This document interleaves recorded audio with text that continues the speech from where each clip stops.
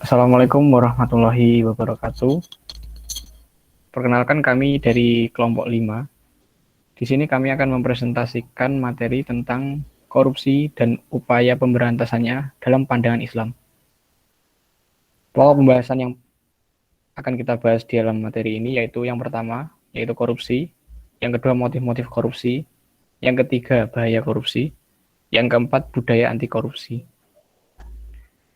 Kita masuk ke materi yang pertama yaitu korupsi. Korupsi secara kamus besar bahasa Indonesia adalah perbuatan tercela seperti penggelapan uang, penerimaan uang sogok, dan lain sebagainya. Dalam bahasa Inggris sendiri, kata tersebut menjadi corruption, yang berarti curang, jahat, atau rusak, yang pada intinya adalah suatu hal yang merugikan kelompok ataupun orang lain. Berikutnya, yaitu bentuk korupsi. Banyak istilah pelanggaran hukum dalam pandangan Islam yang dapat dikategorikan sebagai korupsi. Bentuk pelanggaran hukum tersebut antara lain, yang pertama, gulul atau penggelapan. Cara bahasa adalah akhzu sai wadasu fi mata'ih, atau mengambil sesuatu dan menyembunyikannya dalam hartanya. Yang kedua yaitu riswah atau penyuapan. Istilah ini berasal dari kata rasya, riswah, yang berarti menyuap atau menyogok. Berikutnya yaitu hadiah atau gratifikasi. Dalam fikih merupakan hibah atau pemberian sesuatu kepada orang lain atas dasar kerelaan dan tanpa mengharap apapun selain ridha Allah Subhanahu wa taala. Berikutnya yaitu sarikoh atau pencurian. Berasal dari bahasa Arab sarako yasriku yang berarti mencuri. Berikutnya yaitu khianah atau khianat atau kecurangan. Adalah perbuatan tidak jujur, melanggar janji, melanggar sumpah, atau melanggar kesepakatan. Selanjutnya yaitu hukum korupsi dalam pandangan Islam. Korupsi memiliki bentuk dan tingkatan yang beragam. Namun, semua kejahatan yang berkaitan dengan tindak pidana korupsi merupakan dosa besar karena dampak negatifnya bukan hanya bagi pelaku yang bersangkutan, tapi juga menimpa pada bangsa dan negara. Dengan demikian, hukuman bagi para koruptor disesuaikan dengan modus kejahatan yang dilakukannya. Allah Subhanahu wa taala berfirman, Bismillahirrahmanirrahim. Wasyarikatu faqta'u aydiyahuma jazaa'an bima kasaba nakalam minallah wallahu azizun hakim. Yang artinya, adapun orang laki-laki maupun perempuan yang mencuri, potonglah tangan kedua sebagai balasan atas perbuatan yang mereka lakukan dan sebagai sisaan dari Allah. Dan Allah Maha Perkasa, Maha Bijaksana. Quran Surat Al-Ma'idah ayat 38. Selanjutnya B. Motif-motif korupsi. Dilihat dari kondisi saat ini, di Indonesia banyak sekali hal-hal korupsi yang sering terjadi, baik di kelompok, perusahaan, dan negara sekalipun. Hal yang diperbuat tersebut sangatlah berdampak buruk bagi orang-orang, bahkan masyarakat. Jika dilihat dari motifnya, korupsi disebabkan oleh motif internal dan motif eksternal. Berikut beberapa motif korupsi. Yang pertama yaitu motif internal. Dalam hal ini adalah motif yang timbul dari diri seseorang yang melakukan korupsi. Motif internal antara lain sikap terlalu mencintai harta atau hub al-dunya, sikap tamak dan serakah, sikap konsumtif dan hedonis, pemahaman agama yang dangkal, dan hilangnya nilai kejujuran. Yang A. Sikap terlalu mencintai harta.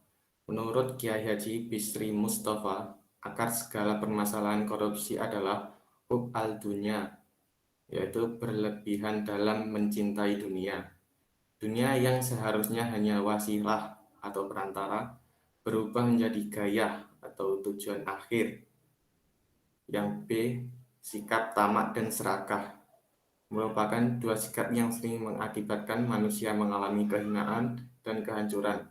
Sebab kedua sikap ini mengantarkannya kepada sikap yang tidak pernah puas dan tidak pernah merasa cukup, meskipun harta yang dimilikinya melimpah ruah.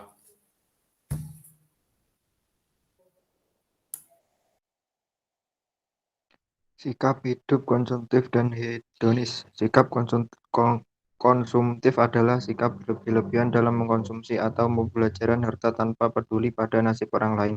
Sementara hedonis adalah sikap yang menganggap kesenangan dan kenikmatan belaka sehingga tujuan utama dalam hidup.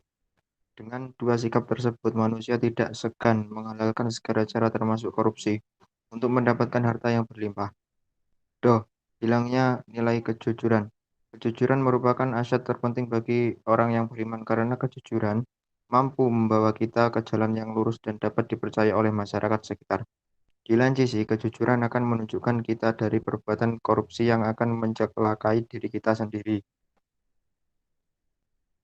Pemahaman agama yang dangkal. Di Indonesia mayoritas beragama Muslim yang mana tidak dapat dipungkiri jika yang banyak dilakukan korupsi mayoritas adalah orang Islam. Tetapi mengapa terjadi demikian?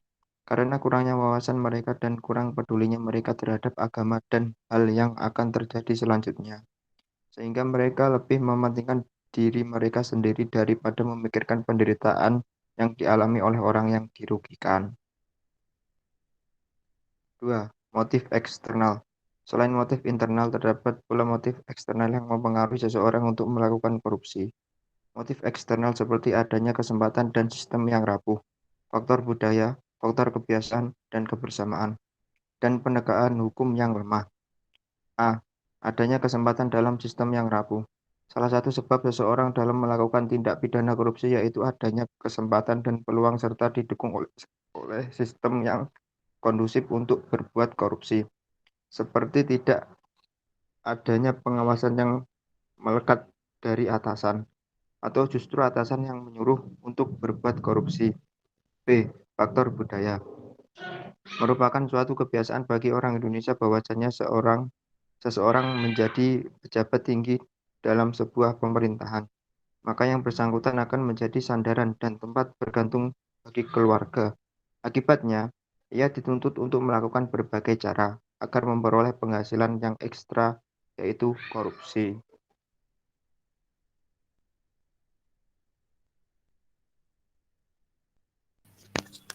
C. Faktor kebiasaan dan kebersamaan.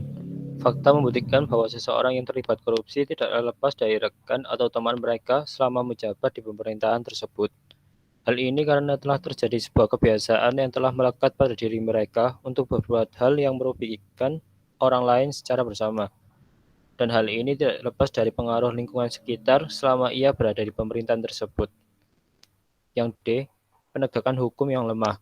Salah satu faktor penyebab banyaknya korupsi yaitu lemahnya hukum yang berlaku dan dapat kita lihat bahwasannya banyak ketidakadilan yang telah terjadi seperti hukuman yang diberikan pada anggota pemerintahan lebih sedikit dibanding rakyat sipil.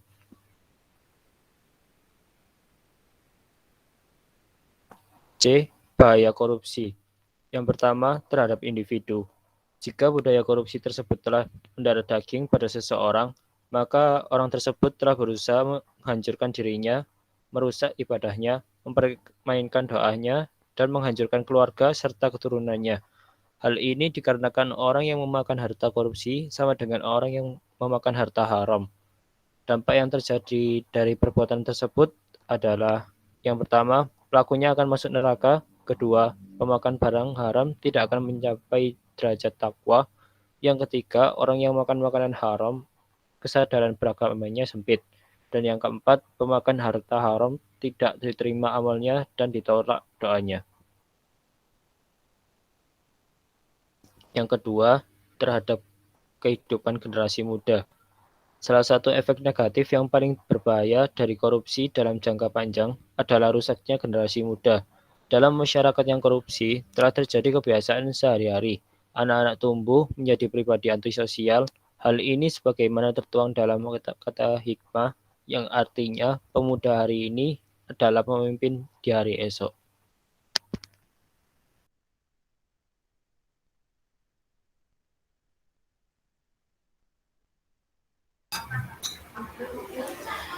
Tiga, terhadap kehidupan bermasyarakat.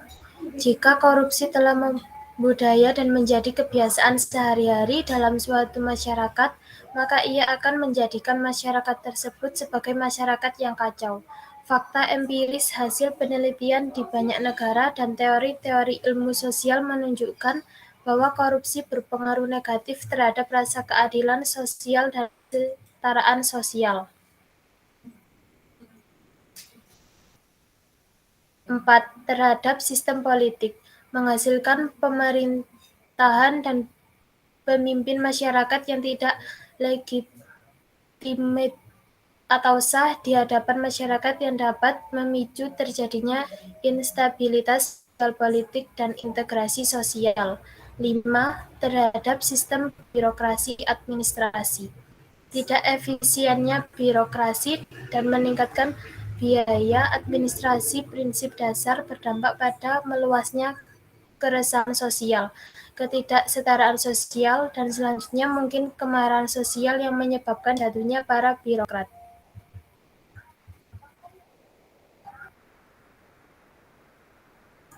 Enam, bahaya korupsi dalam sistem perekonomian. Korupsi juga berdampak merusak perkembangan ekonomi suatu bangsa. Jika sebuah proyek ekonomi syarat dengan korupsi atau penyuapan untuk kelulusan proyek, nepotisme dalam menunjukkan pelaksana proyek, penggelapan dalam pelaksanaannya, dan bentuk-bentuk korupsi lain dalam proyek, maka pertumbuhan ekonomi yang diharapkan dari proyek tersebut tidak akan tercapai.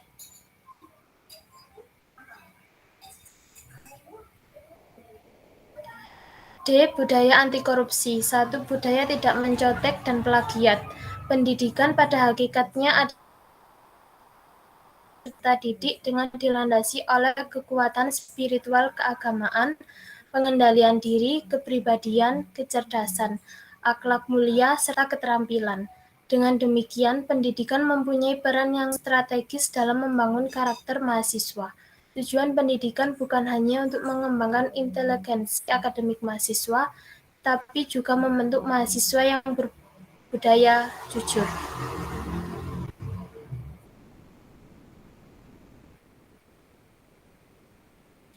2.